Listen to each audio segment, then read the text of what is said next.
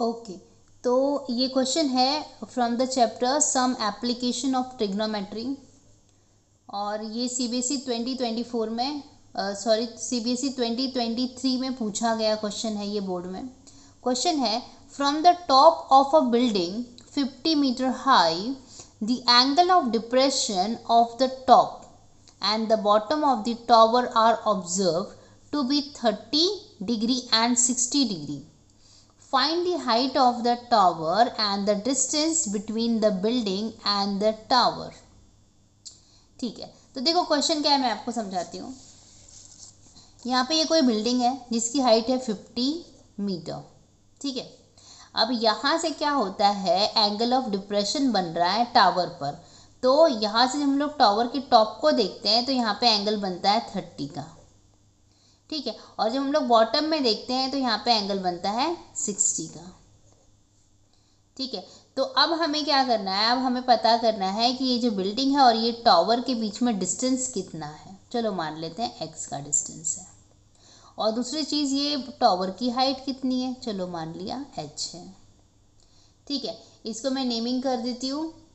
Okay, अभी देखो यहाँ से मैं एक सीधी लाइन बना रही हूँ सरफेस पे, यहाँ की हाइट को इससे कनेक्ट करने के लिए। तो ये कुछ ऐसी हो जाएगी, राइट।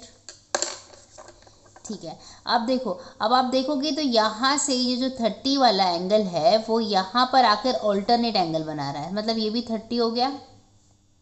ठीक है, वैसे ये जो 60 बना रहा है, देखो यहाँ से जो 60 बना रहा है, देखो z बन रहा है कि नहीं, इसका मतलब ये भी क्या हो जाएगा, 60 हो जाएगा। ठीक है, ओके, मैं लेबलिंग कर देती हूँ।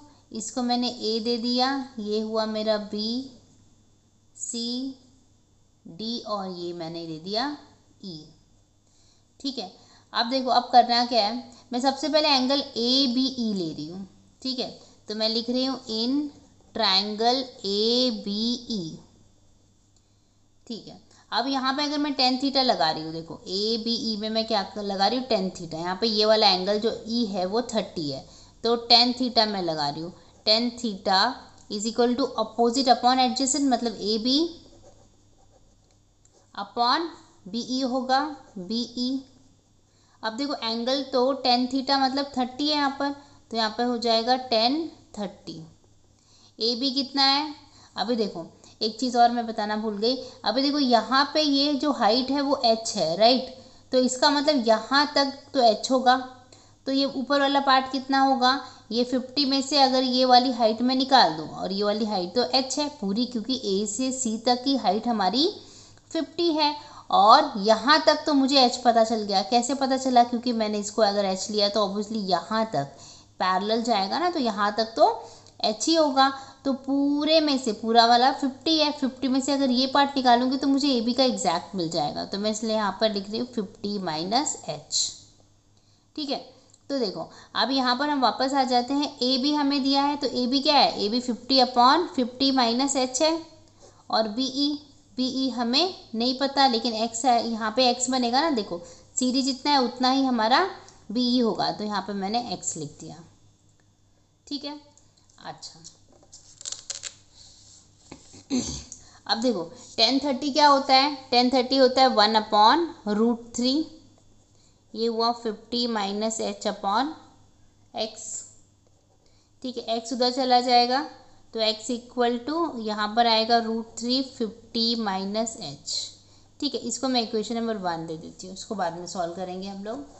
ठीक है, अब हम लोग दूसरे ट्रायंगल में जा रहे हैं। ओके, अब हम ट्रायंगल ले रहे हैं ए C D.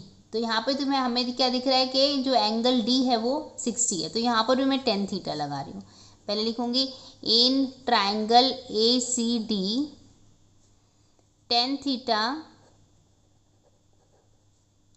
Theta is equal to what, opposite, मतलब ए सी अपॉन एडजेसेंट मतलब सी डी, राइट।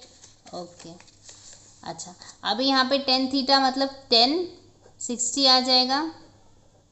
AC पता है क्या, देखो पूरा AC हमें 50 दिया हुआ है, राइट। पूरा का पूरा जो AC है, हाइट ऑफ द बिल्डिंग, वो तो 50 है ना। तो मैं यहाँ पर AC की जगह पे 50 लिख दूँगी।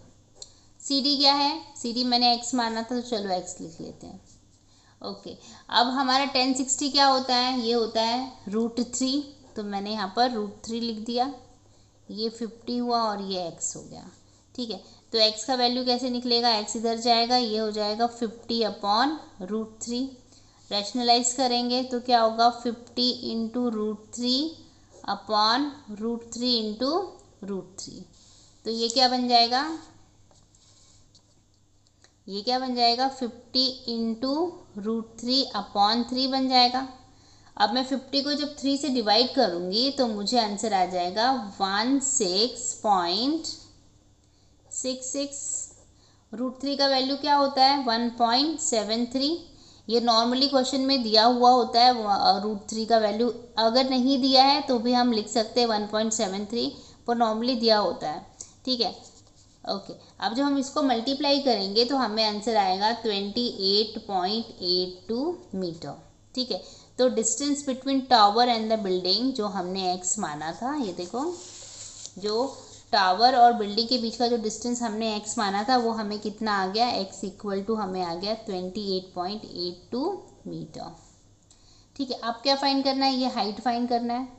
ठीक है, अब ये हाइट जो है मुझे इक्वेशन नंबर 1 में दिख रहा है। ठीक है, तो मैं लिखती हूँ फ्रॉम इक्वेशन 1 क्या मिला इक्वेशन नंबर 1 में, x = √3 ब्रैकेट में 50 - h।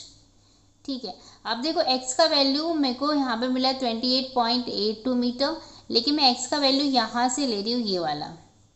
क्यों ले रही हूँ मैं, ऐसा क्यों कर रही हूँ, मैं कैलकुलेशन थोड़ा इजी बनाने के लिए काम कर रही हूँ, तो मैं इसको 2 दे देती हूँ।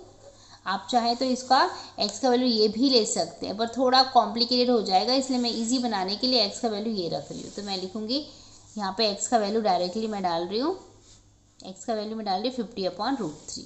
तो मैं x की जगह पे लिख रही हूँ 50/√3 = √3 50 - h, और ये मुझे वैल्यू कहाँ से मिला, फ्रॉम 2।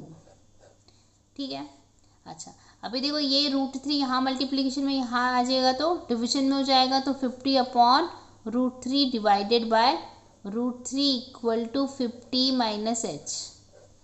ठीक है, अब ये देखो क्या होगा, 50/√3 1/√3 = 50 - h। तो ये क्या होगा, 50/√3 × √3 क्या होता है, 3 हो जाता है, तो 50 - h। अभी मैं 50 को जब 3 से डिवाइड करूँगी तो ये आ जाएगा 16.66 × 50 - h। ठीक है, अभी मैं h को इधर ले रही हूँ, देखो 16.66, h इधर यहाँ पे नेगेटिव था, यहाँ पे आएगा तो प्लस हो जाएगा। ठीक है, फिर मैं h को अकेला छोड़ रही हूँ और ये क्वांटिटी लेके जा रही हूँ मैं 50 के पास, तो h = क्या हो जाएगा, 50 - 16.66। तो मैं 50 में से डिवाइड कर देती हूँ, 50.00 में से माइनस करना है 66, तो ये माइनस किया मैंने, 6 में से 4 गए, सॉरी 10 में से 6 गया तो 4 बचा, 9 में से 6 गया तो 3 बचा, यहाँ पे 9 में से 6 गया तो 3 बचा, और 4 में से 1 गया तो 3 बचा। तो हाइट हमें कितनी आ गई, हाइट ऑफ द टावर आ गया 33.34 मीटर। तो हम लिख देते हैं यहाँ पे हाइट हमको मिला 33.34 मीटर। ठीक है, आई होप आपको समझ में आया है। Thank you for watching.